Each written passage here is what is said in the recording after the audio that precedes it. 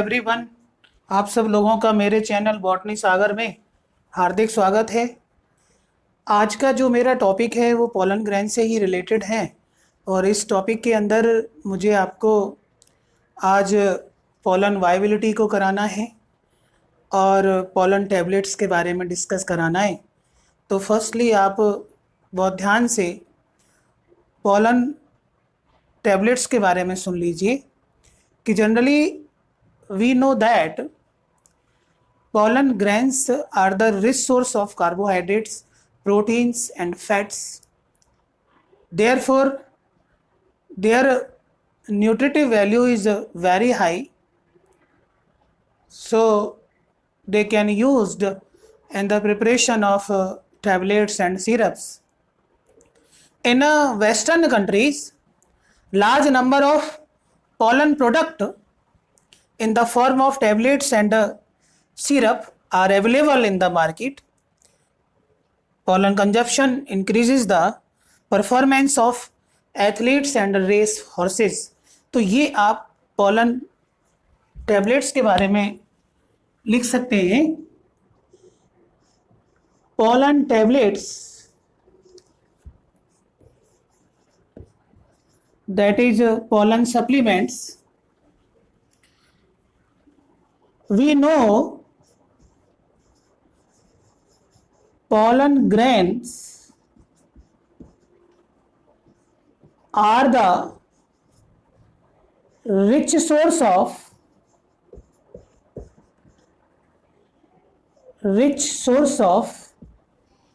carbohydrates,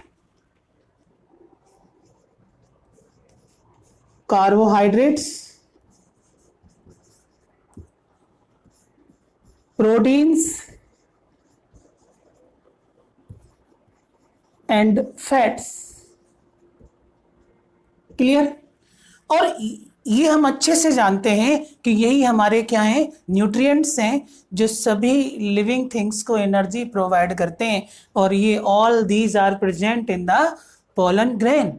तभी pollen grain को हम एज ए फूड सप्लीमेंट इस्तेमाल करते हैं अपने परफॉर्मेंस को इन्हेंस करने के लिए। स्पेशली इनका यूज़ फॉरेन कंट्रीज में मैक्सिमम अमाउंट में होता है। क्लियर? और बाकी हमें ये सब पता है बहुत अच्छे से कि पोलन ग्रेन के अंदर ना कार्बोहाइड्रेट है, प्रोटीन्स हैं, फैट्स हैं। ये आप समझ सकते हैं कि these nutrients present in the pollen grain due to the activity of tapetum. We know very well tapetum, that is the innermost layer of microsporangium that provide nutrition to the developing microspores, that is the pollen grains. Clear? तो यहाँ आप इस तरीके से हम ये लिख सकते हैं, therefore their nutritive value is very high.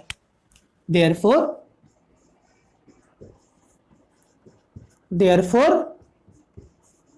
their nutritive value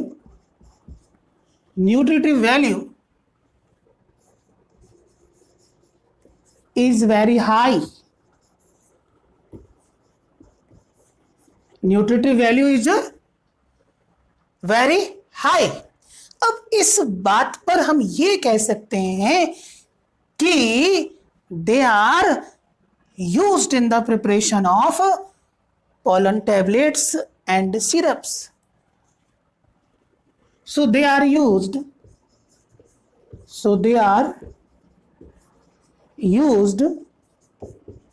in the preparation of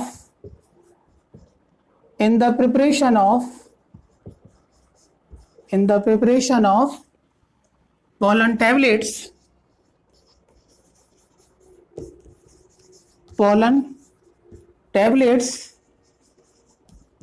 and syrups. ठीक है? तो बहुत सारी सिरप्स हैं, उनके अंदर पोलन ग्रेन होते हैं, पोलन ग्रेन से बनाई जाती हैं, टैबलेट्स की फॉर्म में पोलन ग्रेन मिलते हैं। और ये हमें पता है कि वेस्टर्न कंट्रीज में large number of pollen product in the form of tablets and syrups are available in the market. Clear? तो वेस्टर्न कंट्रीज में in Western countries,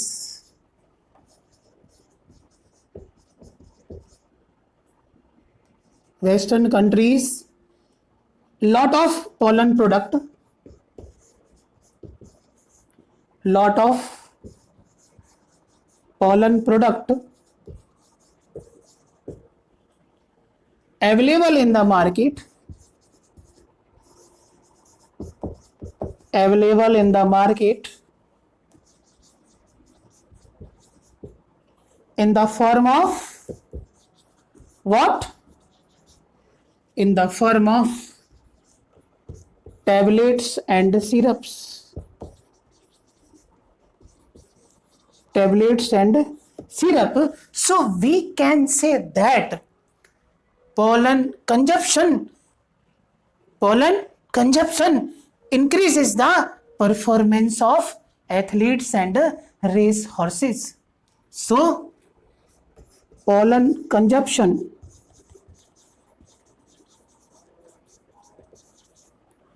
increases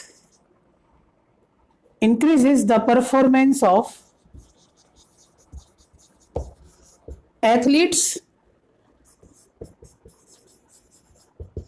sports person and race horses. ठीक है, तो इनके लिए ये काफ़ी एक अच्छा सप्लीमेंट है।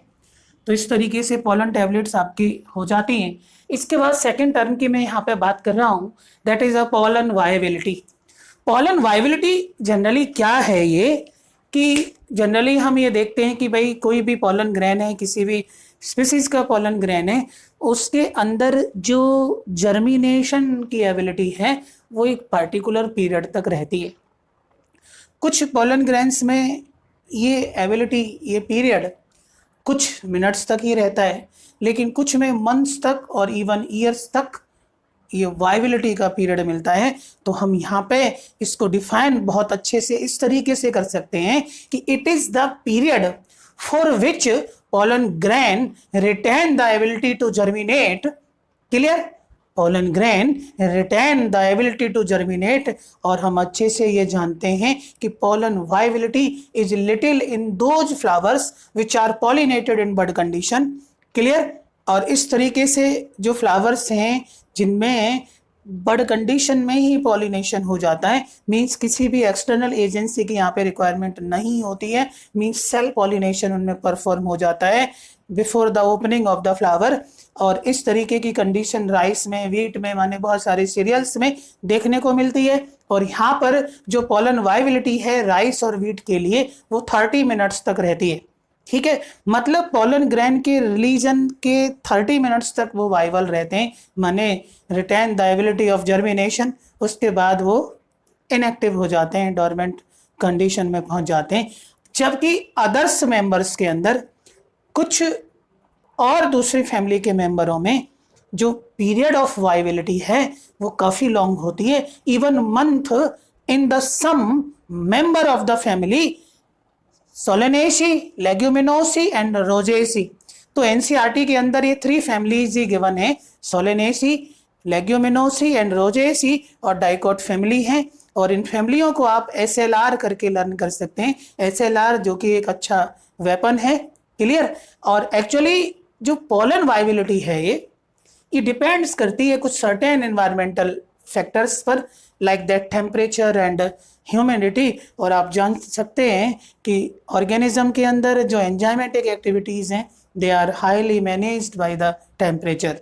Is it clear? ऐसा ही पोलन वाइबिलिटी में होता है। तो पोलन वाइबिलिटी को आप डिफाइन कर सकते हैं, pollen viability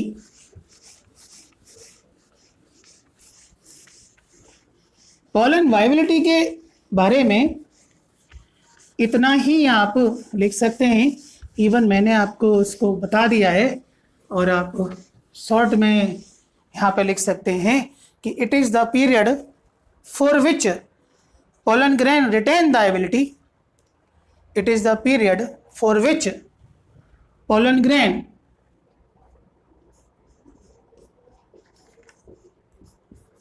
it is the period for which pollen grain pollen grain retain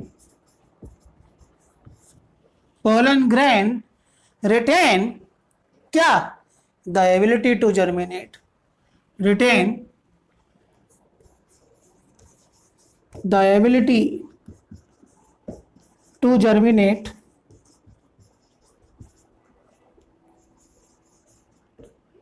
condition is known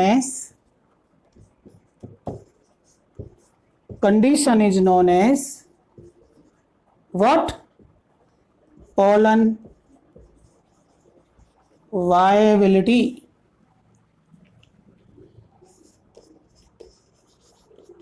pollen viability इसको बोलते हैं। आपकी समझ में आ रहा है? कुछ स्पीसीज में मैंने आपको बताया था कि पोलन वाइबिलिटी वेरी लिटिल होती है। Clear?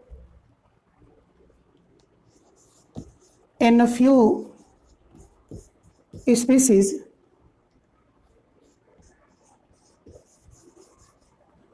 Pollen viability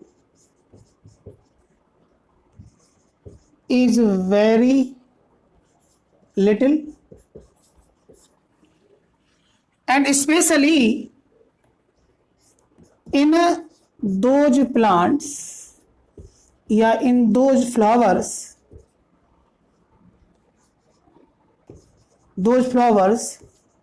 which are pollinated in bud condition.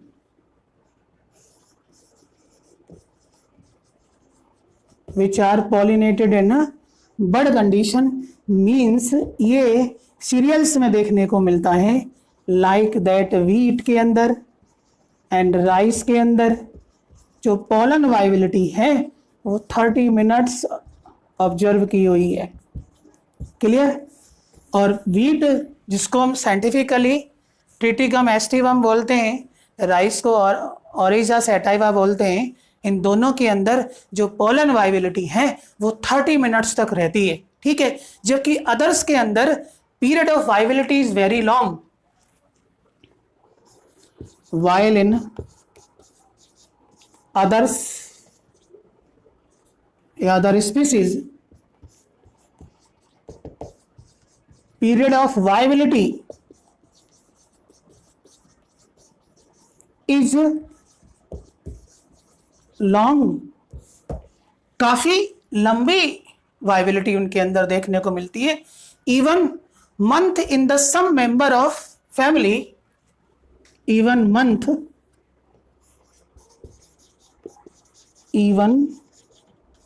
months in the members of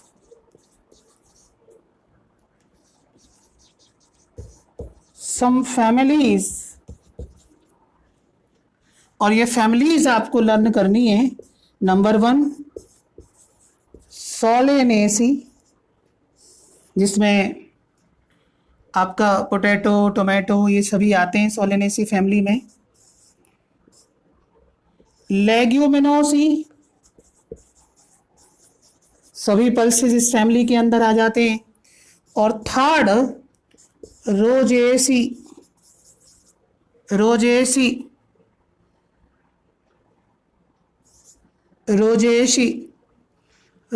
के अंदर रोज आता है। लेग्यूमिनोसी में पल्सेस आ जाते हैं और सोलेनेसी के अंदर जनरली आपके पोटैटो है, टोमेटो है, ये सब मेंबर, ब्रिंजल, ये सभी वेजिटेबल प्लांट्स के अंदर आ जाते हैं। तो इनके मेंबरों में पोलन वाइबिलिटी है कुछ मंथ तक देखने को मिलती है। क्लियर? और ये मैंने आपको डिस्कस करा दिया है कि जनरली जो पोलन वाइबिलिटी है ये डिपेंड्स करती है एनवायरमेंटल कंडीशंस पर। एनवायरमेंटल कंडीशंस क्या? टेम्परेचर एंड ह्यूमिडिटी, जो पोलन वाइबिलिटी को अफेक्ट करते हैं। Is it clear? तो इस तरीके से ये पोलन वाइबिलिटी का कंसेप्ट आपका क्लियर हो जाता है। और ये पोलन वाइबिलिटी है स्पीसीज टू स्पीसीज वैरी करती है।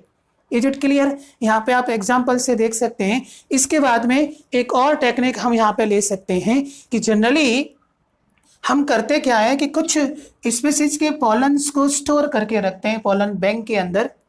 सीड्स को भी हम स्टोर कर लेते हैं, इवन हम एनिमल्स के सीमेन और स्पर्म को भी प्रिजर्व करके रख सकते हैं। और इसके लिए एक टेक्निक आती है, बहुत स्पेसिफिक टेक्निक है, that is called as cryo preservation. तो नेक्स्ट आप हेडिंग डाल लीजिए क्रायो प्रिजर्वेशन। और cryo preservation, that term is derived into two words, that is cryo and preservation. Cryo जो टर्म है that indicate low temperature, means low temperature preservation technique है ये, जो माइन्यूट स्ट्रक्चर्स को, स्पर्म्स को, गैमीट्स को और इवन पॉलन ग्रैन्स को, सीड्स को स्टोर हम रख सकते हैं लिक्विड नाइट्रोजन मीडियम में एट अबाउट -196 डिग्री सेल्सियस। तो यहाँ पर नेक्स्ट जो टेक्निक आप ले सकते हैं क्रायो प्रिजर्वेशन।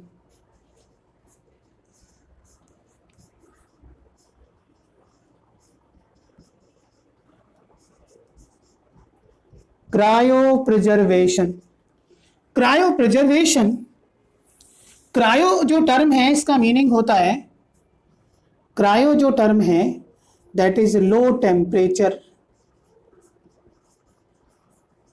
ठीक है। और प्रिजर्वेशन आप जानते हैं कि किसी को भी प्रोटेक्ट करके रखना, सुरक्षित करके रखना, उसका संरक्षण करके रखना, क्लियर। तो क्रायो प्रिजर्वेशन की डेफिनेशन लिख सकते हैं आप, the phenomena of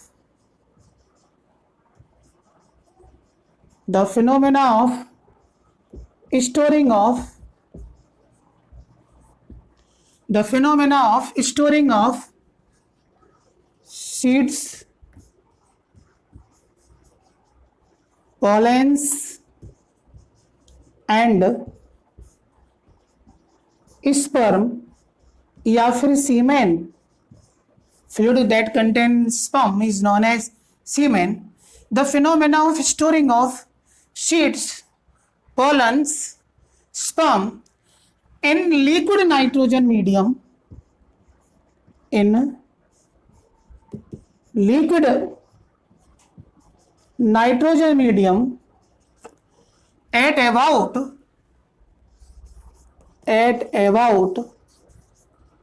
-196 degree Celsius, at about -196 degree Celsius is called cryopreservation, is called cryopreservation। और इस टेक्निक की हेल्प से हम ब्रीडिंग प्रोग्राम्स को कैरी कर सकते हैं, प्लांट्स के केस में भी और एनिमल्स के केस में भी। मीन्स जो यहाँ पर जो माइन्यूट स्ट्रक्चर्स, जो गैमीट्स जो प्रिजर्व किए हुए हैं, उनका हम फिर यूज कर सकते हैं किसमें, डिफरेंट ब्रीडिंग प्रोग्राम्स के अंदर, क्लियर। तो these later on these minute structures जो ऊपर गिवन है, minute structures used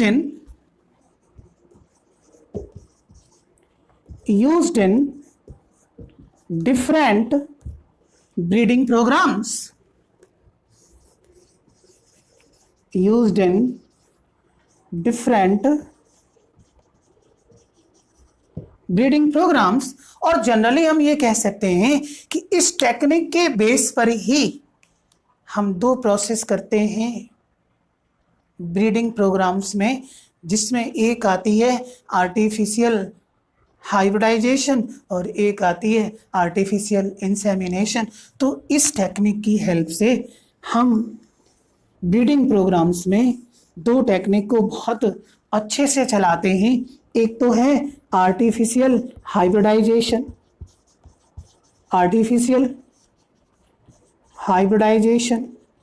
और इस टेक्निक का जनरली इस्तेमाल प्लांट ब्रीडर्स करते हैं for raising high yielding varieties, good variety. और इस आर्टिफिशियल हाइब्रिडाइजेशन के अंदर दो सब टेक्निक और हैं, उनका इस्तेमाल करते हैं एक इमेस्कुलेशन है कि removal of stamen from a bisexual flower, और एक बैगिंग आती है। और इन दोनों टेक्निकों को मैं आगे आपको डिस्कस कराऊंगा। क्लियर? इवन मेंडल्स ने भी इन्हीं टेक्निक्स का इस्तेमाल किया था अपने एक्सपेरिमेंट को परफॉर्म करने के लिए, इमेस्कुलेशन एंड बैगिंग। और इमेस्कुलेशन क्या है कि removal of stamen from a bisexual flower, condition is known as emasculation. Clear? और बैगिंग के अंदर क्या है कि जो डिजायर्ड फ्लावर है उसके अंदर हम कार्पल को, गाइनोसियम को प्रोटेक्ट कर देते हैं एक पॉलीथीन बैग से या फिर एक पार्चमेंट पेपर से उसको कवर कर देते हैं, जिससे कि कोई अनवांटेड पॉलन ग्रेन वहां पर आकर के शेड ना करे। क्लियर? तो दूसरी है आर्टिफिशियल इंसेमिनेशन। आर्टिफिशियल इंसेमिनेशन क्या है? आर्टिफिशियल इंसेमिनेशन के अंदर जो डिजायर्ड वैरायटी के